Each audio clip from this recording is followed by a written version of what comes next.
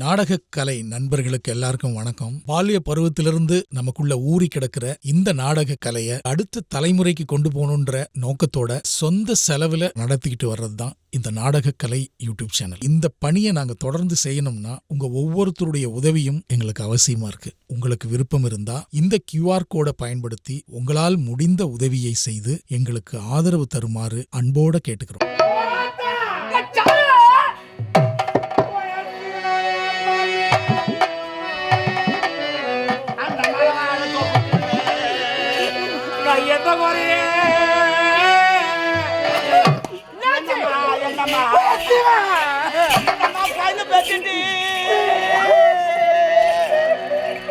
Jenny வச்சுக்கு போதுன்னு வந்துக்கிறாங்களே. எனக்கு Jenny வச்சா கூட பரவாயில்லடோ. உனக்கு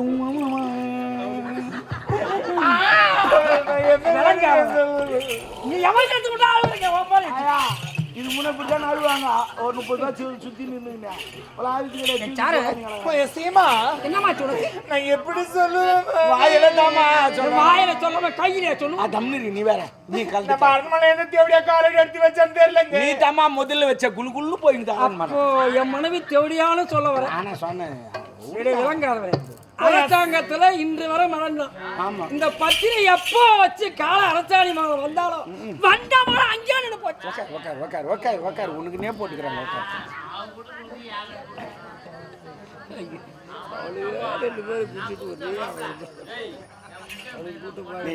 ஒரு பெண்ணாகி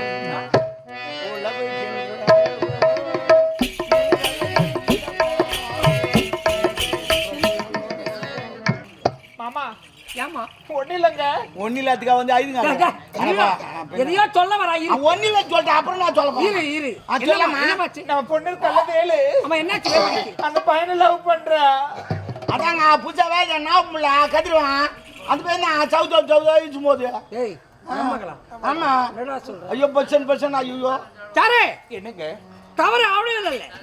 தவறு நம்முடைய தவறு. நம்மள போய் லவ் பண்ண சொன்னா இல்ல சாரு. எனக்கு தவறு நம்முடைய தவறு. ஏன் தெரியுமா? திருமண வயதில் ஒரு மகள் இருக்கின்ற நாம் இருவரும் திருமணம் செய்து கொண்டோம். அவளுக்கு ஒரு வருணை பார்த்து வர முடித்திருந்தான். அவள் இப்படி செய்வாளா? கல்யாணம் பண்ணி நீ ஆசைப்படுற அவள் லவ் பண்ற விஷயம் எல்லாருக்கும் எல்லா நாட்டு தெரிஞ்சு போச்சு. மாப்பிள்ளை கிடைக்க மாட்டான். என்கிட்ட சொன்னவன் நான் பண்ணி மாட்டான். அந்த ஆசை உங்களுக்கு இருக்கா? சொல்றேன் ஒரு பேச்சு சொன்னங்க. இதுவரை ஒரு உண்மையை மறைத்து வைத்திருந்தேன். என்ன தெரியல? அதாவது நம்ம நாட்டு தலைவருக்கான ஆள வந்தான். யார் தெரியுமா? யாரு? எனது மைத்துனன்.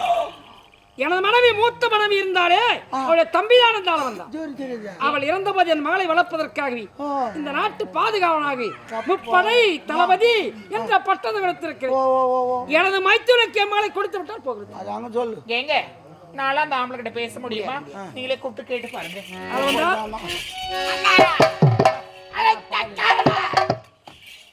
இதுவரை நாம் இருவரும் அரசியல் வாழ்க்கையை இனி ஏதோ ஒரு புதிய ஒரு பாதைக்கு செல்ல வேண்டும் என்றார். வேல்விழி அவளை உனக்கு திருமணம் செய்து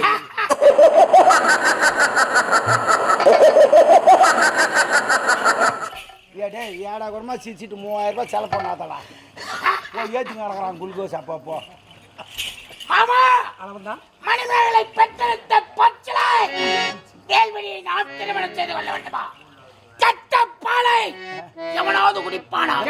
சட்ட பழத்தை எவனாவது ருசி பார்ப்பானா? வேல்விழி ஒரு எச்சில் பட்டக்கனே. தலை மீது கட்டலாம் மனப்பாட்டை கட்டி வைத்திருக்கிறோம். ஆமா நீயா என் தாய் மாமன். தாய் மாமனாகி விட்டாய். சரி, உன்னுடைய பேச்சை என்னால் மீற முடியாது. மணிமேகலை பெற்றெடுத்த பச்சளை நான் திருமணம் செய்து கொள்ள வேண்டும் என்று உன் மனம் ஏற்றுக்கொண்டது. என் அக்கா இறக்கம் தருவாய் சத்தியத்தை வாங்கிக் கொண்டால் சத்தியத்தை என்றால் என் அக்காவைத்தான் சொல்ல வேண்டும். அவள் சத்தியத்தை என்னால் மணிமேகலை பெற்றெடுத்த பச்சளை இந்த காலத்துக்கு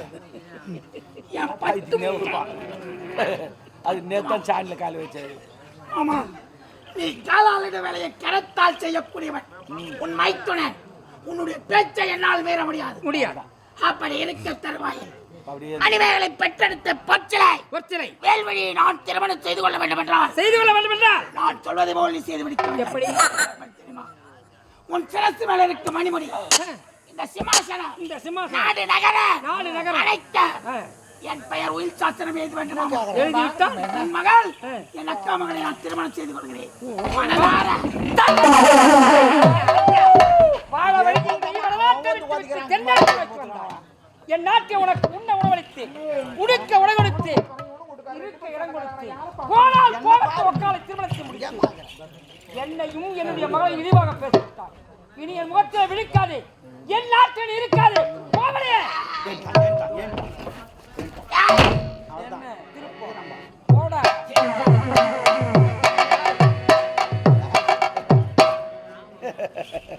அம்மா, நீங்க கோவப்படாதீங்க. ஒய்யா சீமானே,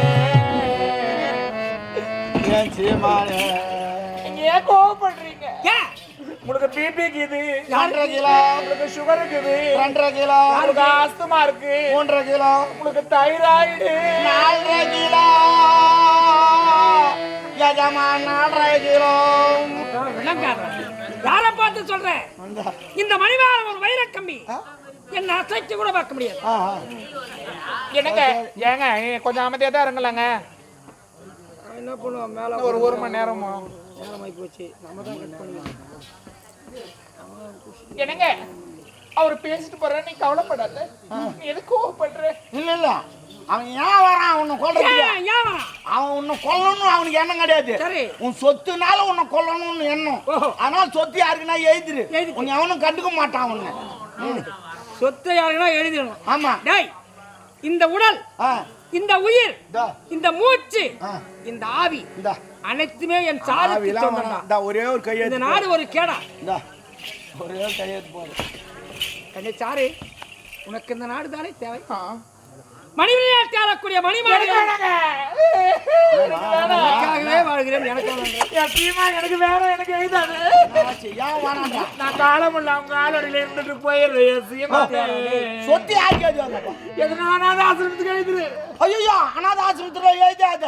நானே அனாதை தான், எனக்கு எழுது. டேய், டேய், இந்த நாட்டை யாருகிட்ட கொடுத்தா எப்படி எனக்கு தானே தெரியும். இந்த நாட்டை உங்ககிட்ட கொடுத்தா என்ன தெரியுமா ஓன் பண்ணு? சாப்பிடு, வாடகை கோயில் வைப்பேன். சாப்பிட அழகு வைப்பேன். ஆமா. அதுதான் செய்வேன். முன்னாடி 2 கோட்டர். விளங்காதவன், விளங்காதவன். வள வள வள வள வள வந்து நான் இருக்கும்போது எதுக்கு வருத்தப்பட? இல்லம்மா, உனக்கு எதை அடிச்சிட்டு இருக்குது? கண்ணே சாரு, இந்த மணிமணி நாட்டை ஆளக்கூடிய மணிமாரையன் உயிர் சாசனம் யாதனை எனது மகள் இளைய மனைவி சாருக்கு இந்த நாடு நகரம் அனைத்து உனக்கே சொந்தம். இந்த மணிமாறன் உடலிலே உயிர் மூச்சு இருக்கு வரை உனக்கு சொந்தம். நான் இறந்து விட்ட பிறகு இந்த நாடு நகரம் சொத்து சுகம் அனைத்துமே என் மகள் வேல் விழிக்கே சொந்தம்.